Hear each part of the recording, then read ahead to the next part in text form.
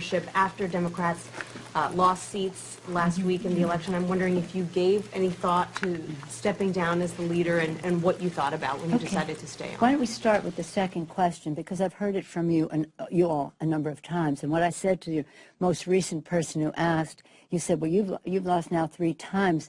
Why don't you step aside? You've heard that question when we lost 2 times or 1 time. And I said, what was the day that any of you said to Mitch McConnell when they lost the Senate 3 times in a row, lost making progress and taking back the Senate 3 times in a row? Aren't you getting a little old, Mitch? Shouldn't you step aside? Have you ever asked him that question?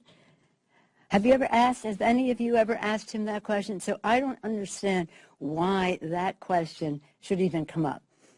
I'm here as long as my members want me to be here, as long as there's a reason to be here. I'm not here on a schedule, on anything except a mission to get a job done. I'm so proud of the confidence my members have placed in me.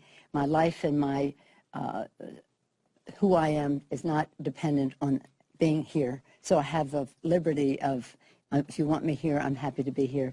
If you don't, I'm proud of what we have done together. But it's just as interesting as a woman to see how many times that question is asked of a woman and how many times that question is never asked of Mitch McConnell.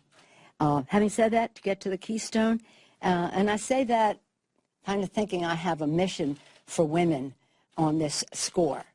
When we won the House, and that was largely an initiative that I started around 2000 to take us to a place where we would win the House. That was a big thing. I was never on the front of Time magazine, even though I was the first woman to be. Wasn't that a curiosity that the Republicans win? Boehner's on the front of Time magazine.